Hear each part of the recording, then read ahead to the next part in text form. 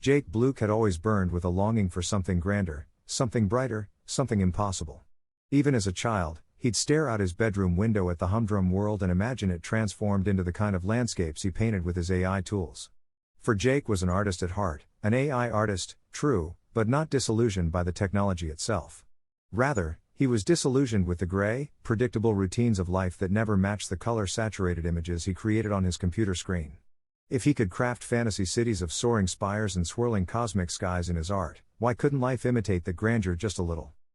These thoughts pestered him every day, whether he was working on commissioned pieces or sketching idle concepts in the small notebook he kept in his jacket pocket. His friends and family had grown accustomed to him sighing wistfully, "If only our world looked more like this painting," as he swiped through his AI-generated masterpieces. Whenever he tried to embed the everyday world with a dash of the bizarre, an unusual color palette or a flamboyant piece of clothing, he only felt more painfully aware of how stark and bland reality could be.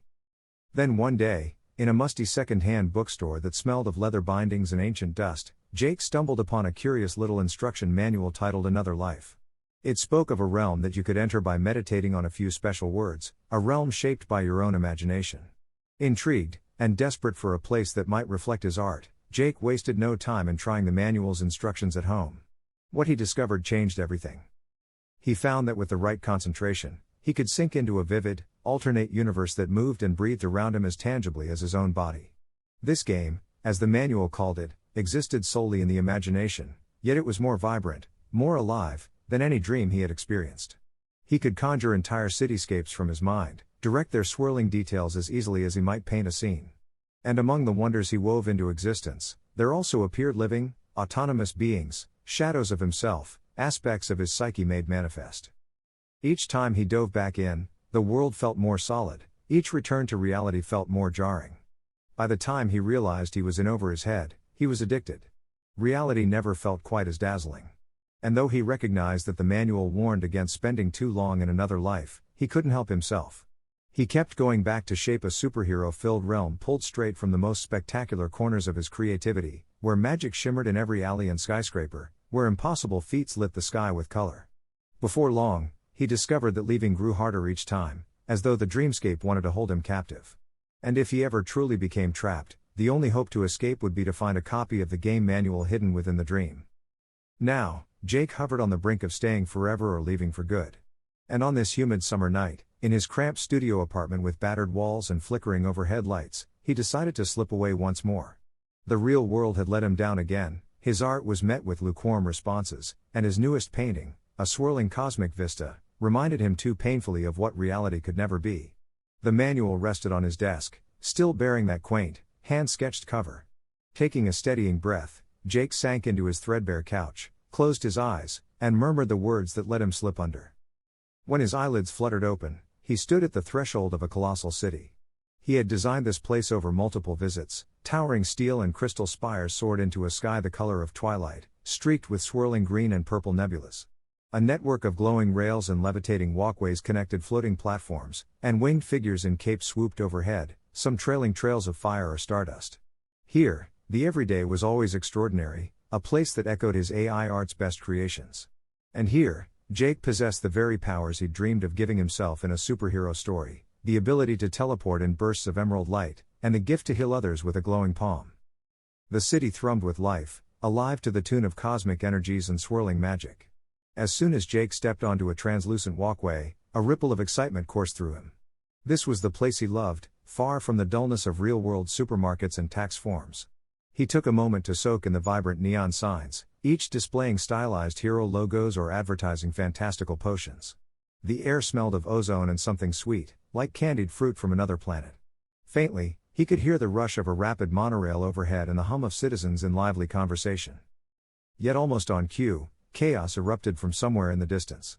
An explosion of red lightning cracked open the sky, and monstrous roars caused entire blocks to tremble. Jake's heart pounded, he recognized that noise all too well. Hagatha must be up to something again. Sure enough, seconds later, the warbling sound of flapping wings tore overhead. The silhouette of a gargantuan monster soared across the neon-lit skyline, a mutated hybrid of dragon and wolf, snarling with crackling crimson arcs.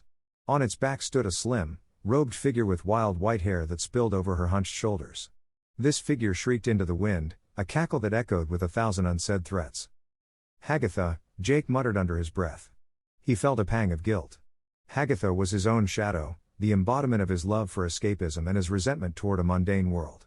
She had been growing bolder with each visit, conjuring beast after beast to ensure Jake's time here was always consumed with quelling her chaos. In her twisted way, she was making sure that the realm remained too active, too enthralling for Jake to ignore. No sooner had he recognized her than a loud, boisterous voice cut through the din. "Ahoy there, Jake. You see that big ugly up in the sky? Let's deck it like a row of dominoes." Jake felt a grin tug at his lips before he even turned around. Bounding toward him was none other than Popeye the Sailor Man, his broad-shouldered hero in a sleeveless navy shirt, anchor tattoos covering his rippling forearms. His jaw and arms were clearly modeled off the exaggerated style of Jake's AI concept sketches, though come to life he was far more imposing. He snatched a can of glimmering spinach from his belt, winked at Jake, and promptly swallowed it in one gulp.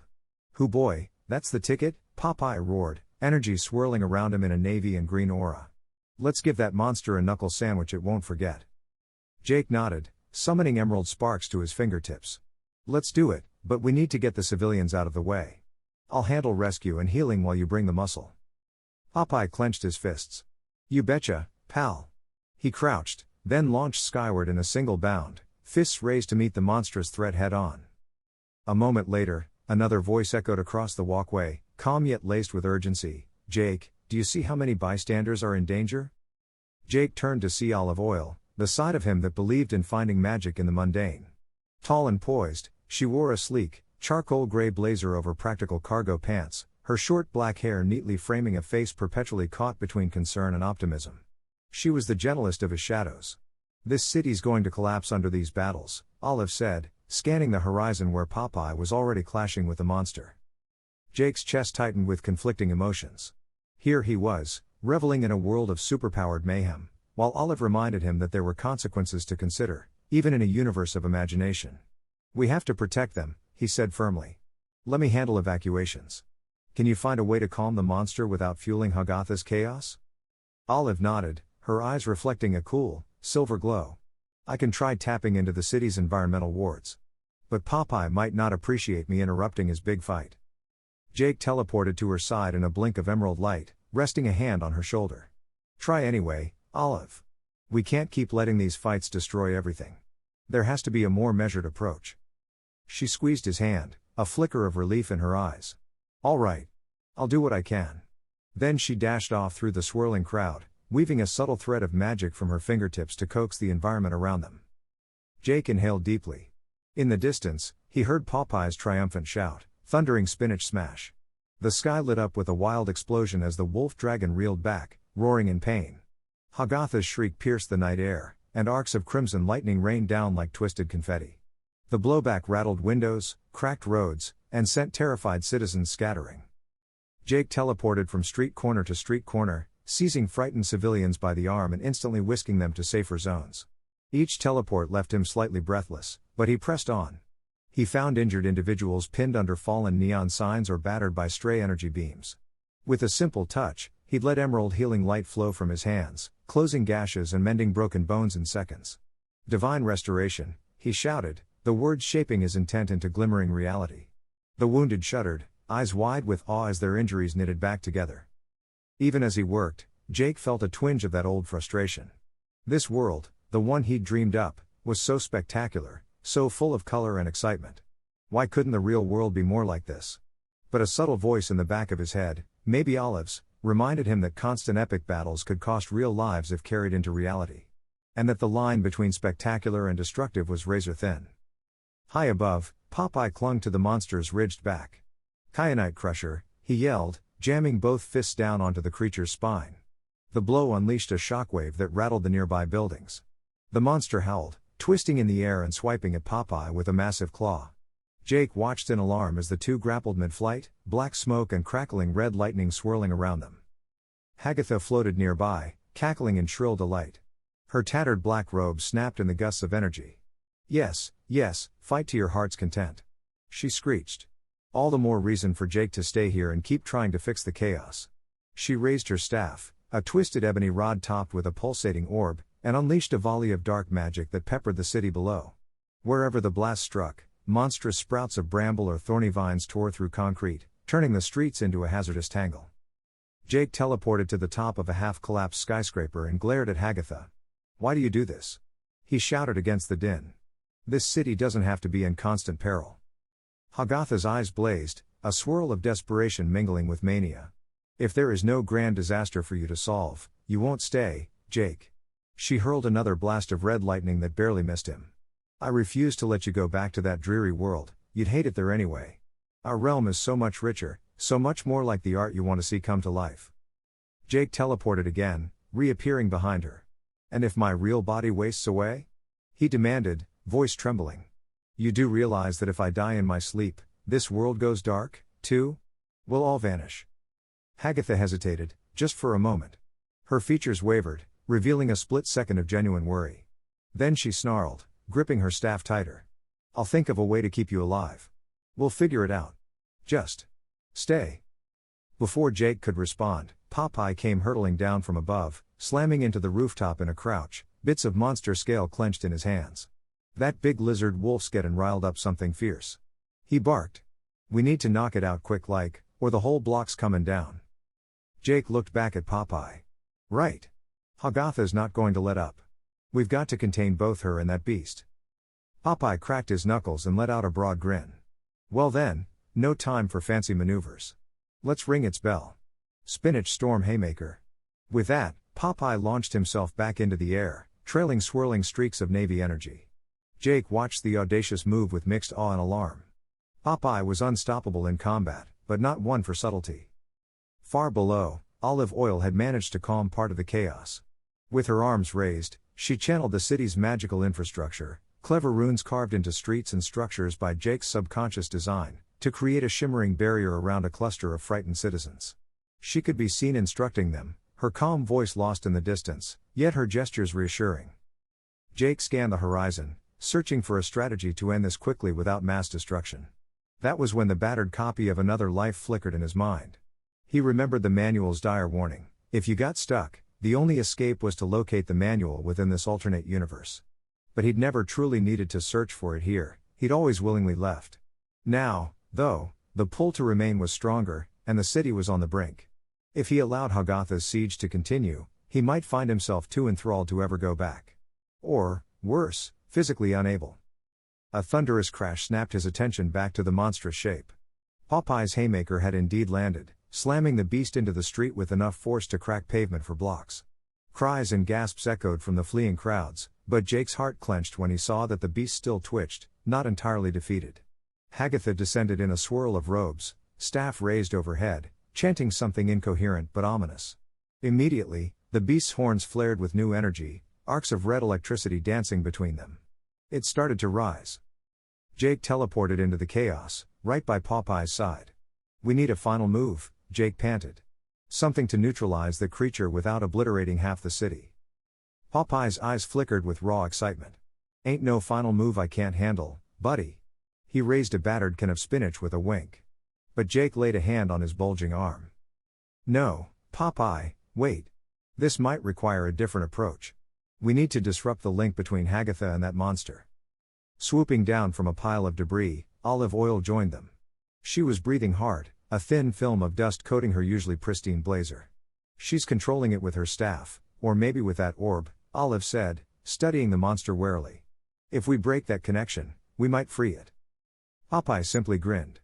"Velp, guess that means we smash the staff, right?" Jake met Olive's eyes. "I don't want to destroy Hagatha, though," he said quietly. "She's part of me. But if we can force her to stop this madness, maybe she'll see reason." "Jake." Hagatha's voice thundered through the smoky air. She hovered above the battered street, her eyes wild. "I refuse to let you slip away. You dream so vividly, if you only realized how joyous it is to remain here forever, you'd thank me." Jake's heart wrenched. "I know it's tempting," he shouted, "but it's not healthy. I can't create truly new art and reality if I lose myself here. I'll die, and so will this place." Hagatha screamed in rage, slamming her staff into the ground. A wave of inky darkness spread out, warping the asphalt into twisted shapes, dotted with snapping fang vines. The monster roared, feeding on that darkness. Jake took a shaky breath, raising both hands. "Popeye, Olive, Cover me. I'm going to try something new. He squeezed his eyes shut, remembering the healing energy he controlled and how it might be used to cleanse negativity instead of simply healing wounds. If it worked, he could separate the monster's feral energy from Hagatha's control. Popeye nodded, stepping forward with fists ready. Olive pivoted, her slender fingers weaving silver sigils in the air. Another barrage of lightning rained from Hagatha's staff, but Olive's quick movements conjured a barrier, deflecting the worst of the blasts. Popeye lunged at the creeping vines, punching them aside to clear a safe zone for Jake. Jake exhaled, focusing on that glow inside him, the same soothing, green luminescence he used to mend injuries. He let it swell until his hands blazed with emerald radiance. Then he shouted, "Cleansing light wave," and released a rolling pulse of energy that rushed across the street, washing over the monster, the twisted vines, the broken debris. For a moment, the darkness receded, the monster roared in disorientation. Hagatha's control wavered, and in that moment, Popeye seized the opportunity. Spinach spiked meteor punch. He howled, driving his fist squarely into the orb at the tip of Hagatha's staff. The orb cracked in an eruption of red sparks, and Hagatha herself was hurled backward by the blow's force, slamming into the side of a battered building. The monstrous beast staggered, shook itself as though waking from a dream, and then collapsed with a long, rumbling groan. Its horns flickered, the red lightning dimming until only faint crackles remained. Jake teleported to it, pressing a glowing hand against its side. "Easy there," he whispered, letting a gentler wave of healing magic flow through. The creature's breath slowed. Freed from Hagatha's direct control, it seemed to lapse into a docile, injured slumber. Above, Hagatha tried to scramble upright, but her staff lay in shards, and the orb's brilliant malevolence was lost. She coughed, glaring down at Jake with a mixture of fury and desperation. "No. This can't be happening. I can't let you fade from this world." Jake carefully set the creature's head down onto the rubble. Despite its terrifying form, it looked oddly peaceful now. Turning to Hagatha, he teleported across the broken street in a flicker of emerald light. She looked at him in raw fear. Popeye was approaching from behind, fists still clenched. "Hagatha," Jake began, breathing heavily from exertion. "Listen to me. I know you want this world to be everything we ever imagined. I want that too. But if I stay here, I'll never see if the real world can be nudged even a fraction closer to these wonders. And if I die, this realm collapses anyway. Everything we built, all our adventures, gone." She trembled, tears mixing with the dust that clung to her pale cheeks. "But the drab monotony of your real world. How can you stand it? You made so many wondrous images with your art, yet none of them truly came to life out there. They only come to life here." Jake's shoulders slumped. "You're right, it hurts that reality isn't as vibrant as my art. But maybe that's what art is for, to inspire people, to hint at the possibilities. If I hide here, I never share that spark in a real, tangible way." Hagatha's expression wavered between anger and heartbreak. Finally, she whispered, "So, you'll leave me. You'll go back. And then you'll only come back if you choose to? That's so uncertain." Jake took her hand gently, ignoring Popeye's suspicious look. "I'm not leaving you for good. I just can't stay every minute. Let me figure out how to live in both worlds in balance. Otherwise, we both lose." Popeye lowered his fists, and in the distance, Olive Oil approached at a cautious pace. The city was battered, twisted streets, shattered windows, and toppled signs. Yet for the first time since the battle began, the air held a hint of calm. Hagatha slowly withdrew her hand from Jake's. I see," she rasped. "But how do I know you won't abandon us?" Jake closed his eyes, searching his heart for the right answer. "Because I care about this place. I built it. I love it. And I love you. In the sense that you're part of me, a crucial part of me that wants to see the world more like my art. But I also can't deny that I have a real body in a real world, and that world has its own small miracles. Maybe they're not swirling cosmic skies, but they're real. And maybe I can bring just a bit of the wonder from here to there." Hagatha stared at him for a long moment, then silently nodded. Her staff's remains crackled, sputtered, and went dark. Popeye exhaled a breath he'd been holding, unclenching his hands with relief. Olive Oil stepped forward, her voice soft. "Let's get the city back on its feet. Hagatha, can you help undo some of this damage?" Hagatha swallowed hard. For a second, she looked like she might refuse. Then, silently, she raised one trembling hand. Wisps of black energy drifted out, mingling with the cracks in the asphalt and the vines that still lingered. Slowly, they receded, the ground stitching itself back together under her command. Jake offered her a small smile, sensing the conflict within her. Though she thirsted for constant mayhem to keep Jake enthralled, she also recognized the consequences of going too far. Together, they helped tend to the wounded beast, coaxing it to rise and lumber away into the distant skyline. Popeye, always proud of a good scrap, gave it a respectful nod. "Not a bad fighter," he muttered. "That was a real rumble, all right." Jake found himself gazing around at the battered streets. So many cracks and scorch marks. Buildings that had once soared in pristine majesty now bore scars. A pang of guilt and sadness gnawed at him. It didn't have to be like this. This realm could be a land of wonders and color, not just a stage for battles. He turned back to Olive. "What now?" She studied him with warm yet serious eyes. "Now, we rebuild. But you also have a decision to make, Jake. Each visit seems to bring bigger conflicts. How will you stop yourself from falling deeper into these extremes?" Jake nodded, recalling the manual's ominous warnings. "I need to find the copy of another life that exists here, in this world. If I can reaffirm how to leave at will, remind myself how to wake up, I'll be safe. And maybe that's the first step in using this place responsibly, rather than as an escape from everything." Popeye smacked a fist into his palm. "Then we best track that down, eh? All in favor of a big adventure to find some dusty old book?" He raised his arm, beaming. Despite the tension, Jake's lips twitched into a smile. "Yes. Let's do it." He cast a glance at Hagatha. "Will you help us?" She hesitated, eyes flickering. "If I help you find it, you might leave sooner." "But I'll return," Jake insisted, voice quiet. "And more importantly, if we have a copy here, I won't get trapped accidentally. Which keeps you, and everyone else, safe in the long run." A heavy silence hung between them before Hagatha nodded, relenting. "All right, Jake. Let's go." The next day, or what passed for day in a realm whose sky was sometimes turquoise, sometimes dusk, Jake and his companions set out through the city. Streets that had once roiled with conflict were now, for the most part, calm.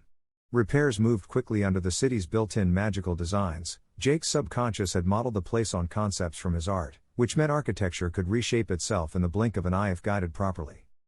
They scoured libraries, rummaged through hidden arcades, and even journeyed into a subterranean labyrinth where Jake's subconscious kept the discarded bits of his imagination. Although each new locale brimmed with wonder, luminescent mushrooms the size of houses, labyrinthine archives of floating books, they couldn't find another life. Jake began to worry that the manual might be hidden in a part of his mind even he didn't know about. As they pressed on, tensions flared. Popeye grew restless, complaining, "We ain't had a real tussle in hours. Are you sure we're even sniffing up the right tree, Jake?" Olive frowned, reminding him, "We should be grateful for the peace, Popeye." Hagatha maintained a guarded silence, occasionally flicking her staff, now repaired but minus its corrupted orb, to test the realm's shifting energies. It was during one such lull, while crossing a series of floating platforms above a glowing ocean of stardust, that Olive quietly asked Jake, "Do you really believe you can inspire people in your world to see more magic?" Jake paused, gazing down at the cosmic swirl beneath their feet. "It's worth trying. My AI art can create images that make people go wow. Maybe those wow moments are seeds. Seeds that say, hey, the world can be bigger if we imagine it so." Olive's eyes shone with gentle pride. "That's what I was hoping you'd say," she whispered. Popeye, overhearing, just rolled his eyes good-naturedly. "Ah, you two are getting all philosophical. I just want a good fight and a good spin around the city, maybe find that big sea monster rumor again." He guffawed at his own excitement. Hagatha trudged along at the rear, silent. Jake glanced back, noticing her subdued demeanor. "Are you all right?" he asked. She gave him a brittle look, chewing her lip.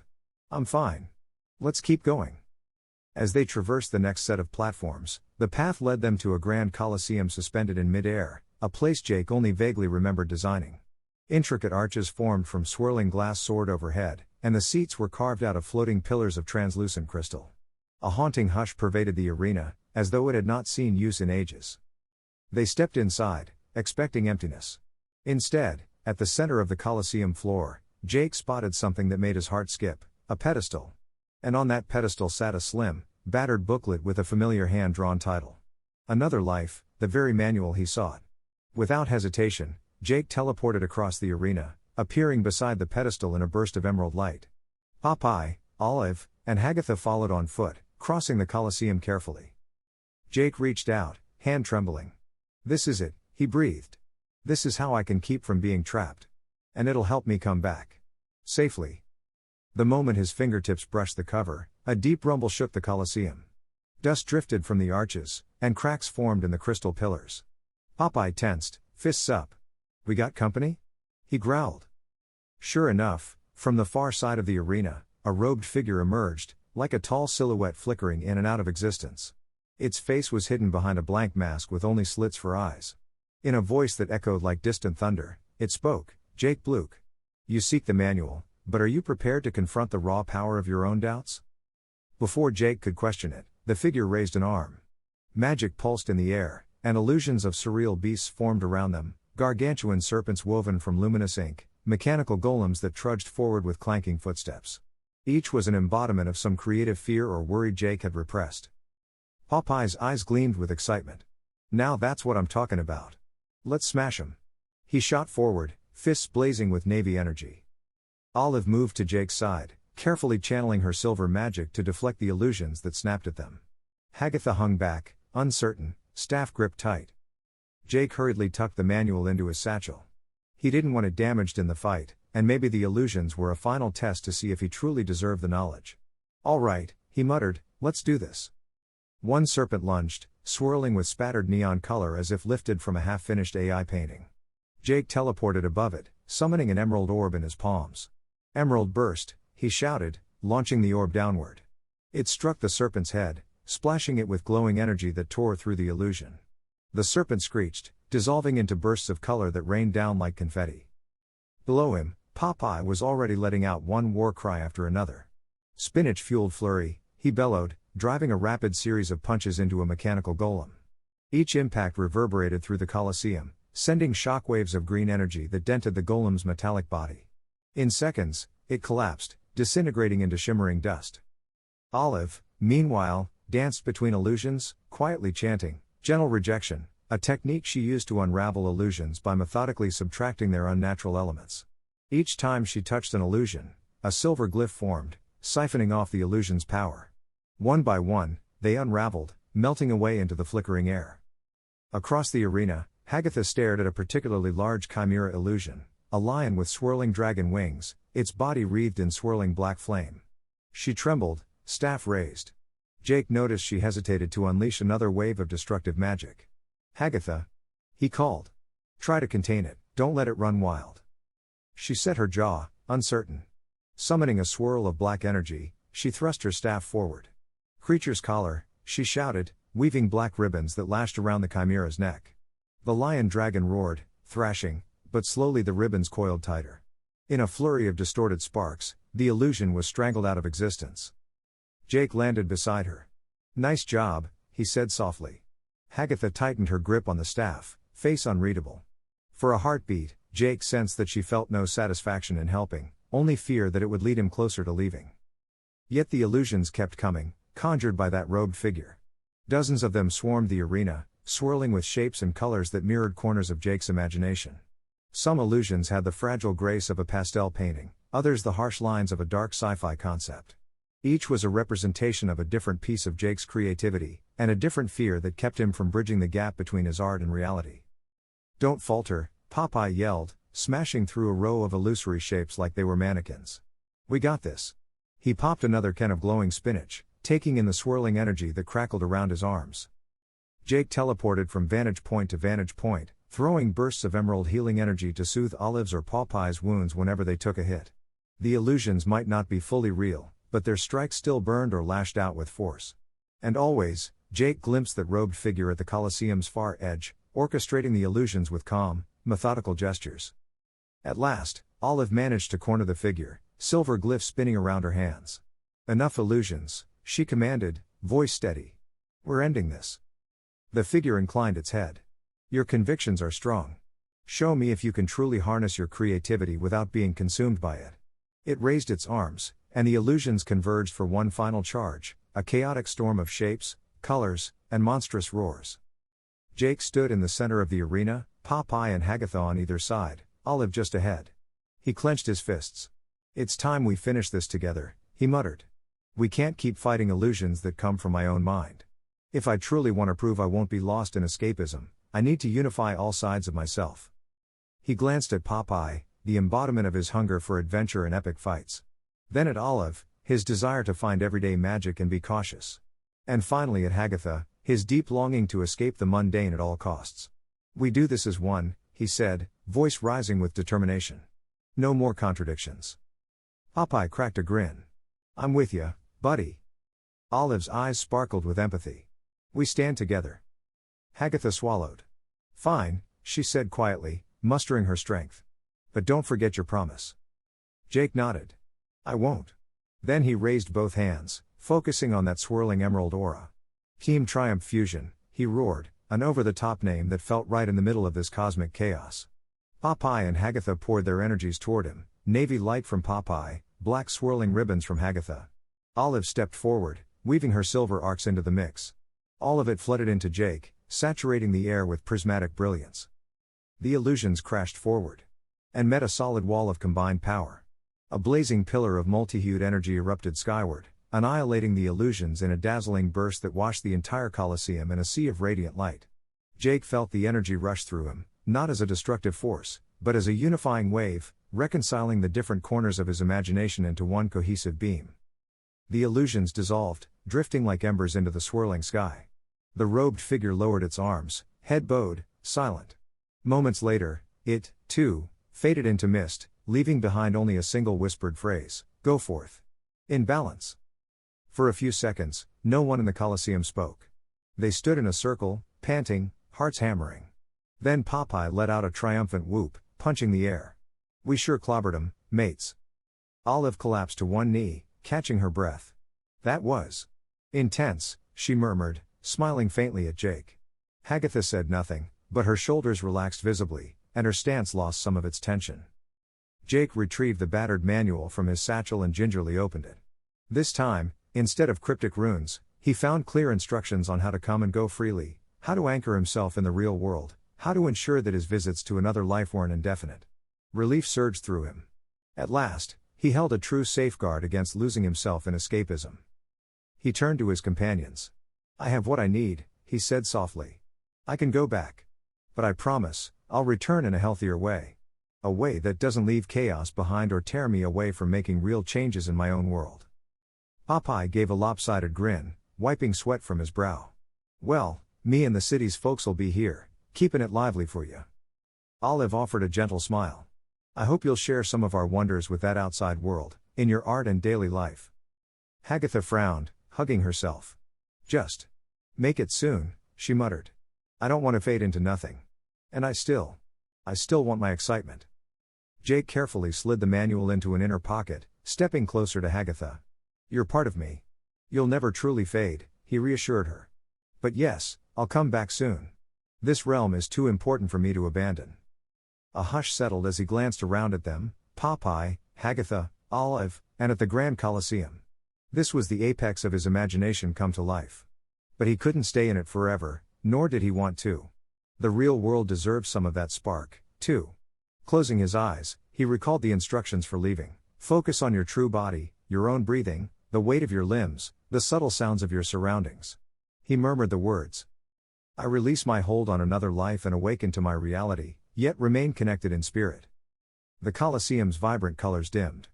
Popeye's figure began to waver, as if seen through rippling water. Hagatha's silhouette flickered. Olive lifted a hand in farewell. Then, with a flash of white light, everything vanished. Jake woke with a jolt in his familiar studio apartment. The lights were low, the sun was just beginning to stain the horizon with dawn's glow through the window. His heart thumped as he took stock of the cramped room, the desk strewn with half-finished sketches, the humming computer, the battered copy of Another Life lying on the coffee table. Carefully, Jake stood and stretched, feeling the mild ache of muscles that had somehow strained even while he slept. He wandered to the sink, splashed water on his face. The reflection gazing back at him looked the same, messy dark hair, tired eyes, but there was a spark there that felt new. A sense that maybe, if he tried hard enough, he could breathe some of that dream's magic into the real world. He dried his face and pulled out his phone, scrolling through images of his AI artwork. Fantastical cities, cosmic landscapes, swirling silhouettes of mythical beasts. Each one a piece of that other dimension. A thought formed, maybe he could organize a gallery show, or a digital art exhibit that invited people to imagine those places as more than just pictures. He could include interactive elements, maybe even incorporate some augmented reality that allowed visitors to see parts of his city superimposed on their own mundane streets. It wouldn't be the same as the swirling skies, but it could be a step. Over the coming weeks, Jake's resolution took shape. He reached out to old acquaintances in the local arts scene, pitched the idea of a collaborative show that used AI imagery to spark conversation about imagination, about how art could change perspectives. Initially, he met skepticism. Some found AI-generated art dubious, others questioned if the concept was too lofty. But Jake's passion proved contagious. People noticed the fervor in his voice, the glow in his eyes, and soon, he had a small consortium of artists, each bringing their own spin to a shared exhibit. Yes, the real world was still mostly offices and bus stops and utility bills. But Jake found small moments of wonder if he looked closely: the color pattern in a random wall graffiti, the swirl of foam in his morning coffee, the fresh breeze at dusk that carried the scent of wet pavement and distant flowers. Whenever he felt frustration or longing for that kaleidoscopic realm, he would quietly remind himself that it was still there, waiting. And if he truly needed it, or wanted to bring back new ideas, he could slip in for a visit, mindful of the time he spent. He did just that a few weeks later, after setting an alarm on his phone and making sure he was in a stable mental place. Opening another life was easier than ever, now that he had reaffirmed his safe exit plan. He found Popeye waiting at the city gates, swinging a giant anchor around like a toy while beaming ear to ear. Olive Oil was showing a group of children how to create miniature illusions of flower bouquets in the park. Hagatha had taken residence in a tall spire overlooking the city. Rumor had it she was working on less destructive ways to conjure the monstrous energies she loved. This time, the city was calmer, not ravaged by battles. Sure, there were still epic conflicts, some new villain might appear, or some massive creature might surface from the depths, but it felt more balanced. Jake participated in a rousing fight with Popeye against a group of neon-hued pirates, then teleported to help Olive with an art festival that showcased illusions reminiscent of his AI works. Hagatha, from her spire, watched with only the slightest twinge of envy. She occasionally launched a harmless swarm of shadow bats into the sky, just for drama's sake. "Welcome back, buddy," Popeye roared after they wrapped up a quick skirmish. "This place just ain't the same without ya." Jake laughed, dusting off his jacket. "I can't stay too long, but I'll come back often. The real world might not have floating spires, but it has its own magic, too." "Pshaw," Popeye scoffed good-naturedly, then clapped Jake's back. "At least we know we can always whip up a show for you here." Olive approached, beaming at Jake. "I've been practicing tapping into subtler magics, the kind that shapes everyday things without explosions. I think I'm starting to see that even in this city, we don't need epic battles to be in awe." Jake nodded, thinking about how that mirrored his experiences outside, noticing the quiet wonders. "Keep it up. Who knows what kind of new beauty you can inspire here." They continued strolling through the bright streets, greeting friendly citizens, some normal folk, some costumed heroes, and some bizarre creatures that fluttered about like living paint strokes. Part of Jake yearned to sink deeper, let time blur, and indulge in every spectacle. Another part reminded him gently that he had an alarm set. And that was good. That was balance. Eventually, as dusk settled over the city's spires, forming an aurora of swirling pink and aqua across the sky, Jake found himself at the base of Hagatha's tower. He ventured inside, weaving through corridors lined with black candles and swirling runes. At the top, in a chamber open to the sky, he found Hagatha staring out at the horizon, staff leaning against the wall. She glanced back, tense but not hostile. "Back for more heroics?" she asked wryly. Jake stepped forward, resting a hand on the stone ledge. "No big battles today. Just wanted to say hi." They stood quietly for a moment, gazing across the city, a place shaped by the vivid strokes of Jake's imagination. Hagatha's grip on the ledge tightened. "It's strange," she admitted, voice barely audible above the wind. "I always thought I had to keep you entertained with endless chaos. But now that you come and go on your own, it feels freer. Less forced." Jake offered a small nod, remembering how frantic her attempts to keep him enthralled had been. Chaos for chaos' sake doesn't really sustain anyone. It just leads to destruction.